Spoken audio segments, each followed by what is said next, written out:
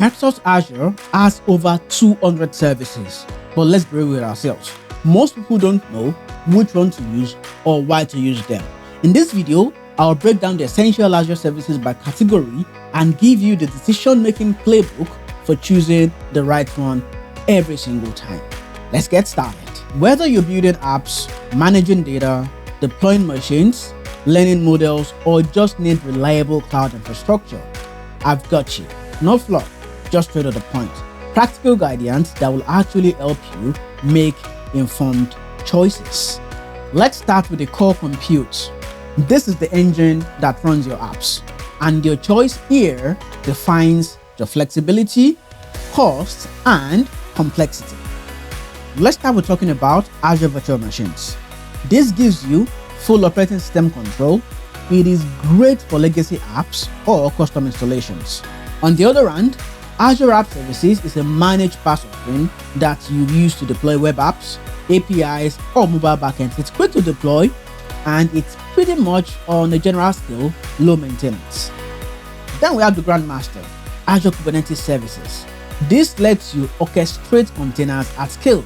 It's ideal if you're building your apps in the microservice architecture, but it does come with a learning curve.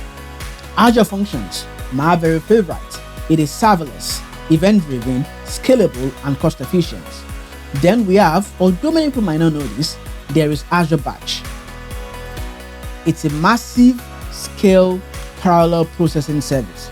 Think of scientific simulations or rendering jobs. Azure Batch will be your choice. Pro tip here. If you need total control, just go VMs. If you're building new, you need to consider going serverless or going app service, because these two usually wins all of the time. And let's talk about storage. You need somewhere to store all those fancy images and static files. If you choose wrong here, your performance or build will suffer. So blob storage is the unstructured data like media or backup service. So if you need to store images, videos, and everything, blob storage is the answer for you. And if you need to have SMB based shared file systems, file storage is there for you. And if you also need persistent VM storage, we talked about VM earlier on, this storage inside of Azure Storage works for you. And sometimes you need big data and analytics workload. Azure Data Lake is your answer for that one. And sometimes you just need to have some backup or cold storage for your files, your databases, you name it. Archive storage is the answer for you there. Now, here are your decision points. For app data, blob. For big data, data lake. For long-term archiving, archive storage. That is the answer right there. Now, we know the world and AI, and pretty much everything we have in the world today lives on data. So you need somewhere to store this data, not just files. For databases, this is where your apps and the world intelligence lives. So we have SQL databases. You have options for manage relational databases or document databases, or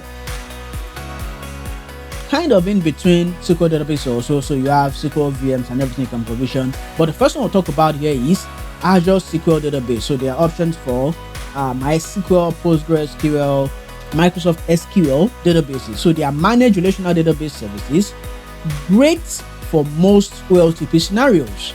There's also Cosmos DB that lives in Azure. It's NoSQL, globally distributed, and has low latency options. Of course, we have MySQL and PostgreSQL also, which is great for open source compatibility with your code. Then also, yes, one last one here, there's Synapse Analytics, which is a massive data warehouse and an integration service you can use for scenarios that need it. Now, let's call it like it is. If you need global scale and less than 10 millisecond reads on your databases, Cosmos DB is your answer. If you need anything SQL based and transactional, SQL database wins here. Simple as that. Your services are useless if they cannot talk to each other. Your app talking to your databases, your app talking to your storage, your Kubernetes service talking to whatever, anyone. They are useless if they cannot talk to each other or the internet. That is where networking comes in. Virtual networks help you secure and isolate your networks inside of Azure. Then we have CDNs for fast content delivery globally. There's also Express Routes, which is the private dedicated connection for your services on-prem to the cloud. And sometimes you need balanced traffic between your services. That is where Azure Load Balancers come in. There's also Traffic Manager that helps you route users based on geography or performance or any other metrics that you define for it. Now let's talk the real talk. Use virtual networks every time. If you serve global traffic, Traffic Manager plus CDN combination is absolutely unbeatable. Then also, this is the world we live in now, artificial intelligence and machine learning. So if you want to build intelligent apps, agentic apps, and whatever we call it these days, Azure makes that easy for you also. There's Azure Machine Learning that lets you train, deploy, and manage models. Cognitive Services is your plug-and-play AI tools for vision, speech, language, and decision making. Then also, you might also want to create your bots. Yes, bots. BOT bots, not BUT or BUTT. BOT service. It's great for creating AI-powered chatbots. Rule of thumb here. If you want to go custom, Azure ML, need something fast, cognitive services. Simple as that. Then, this is my favorite section. Developer tools and DevOps. If you're a developer, if you're a DevOps engineer, if you're a cloud engineer, deployment and monitoring can be helped unless you choose right. You need to choose right every single time. So, Azure DevOps, pipelines, repos, boards, all in one, solves your needs. There's also GitHub Actions. If your code lives inside of GitHub, you might want to stick to this, except you need the compliance and all the other skills, which I think you should watch this video where I talked about the decision points for choosing either Azure DevOps or GitHub Actions for your deployment. You should check that video out. Then also now, there's Azure Monitor. It's your full stack visibility into your applications and infrastructure. Now, what's the best setup? Now, what should your setup be like as a developer or DevOps engineer or cloud engineer watching the video right now? GitHub plus Actions plus Azure Monitor gives you a clean CI/CD and observability pipeline. Then also, there is IoT Services. IoT is not just a box. It's been here, it will be here forever and ever. Think of your smartwatch, your smart fridges, your smart lights, your whatever is smart around you, or maybe even not smart, just connected to the internet. Azure has got solid tools for connecting these devices to the cloud. Think of IoT Hub, which supports device connectivity and telemetry ingestion. You also have IoT Central, which is a PaaS platform for simplified IoT management. Azure Digital Twins models physical environments digitally. Question now is when to use what? Go IoT up for scale, IoT Central if you need speed to market, Digital Twins for complex simulations. The big question now is how do you choose the right Azure service?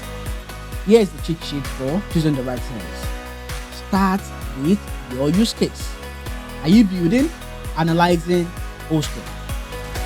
Think about those things. Your use case for using cloud services. The other thing you need to think about is scale.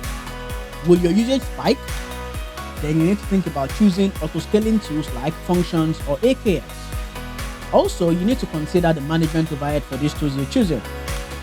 If you want lower maintenance, you would probably prefer platform as service offerings. And the big question is budget, money.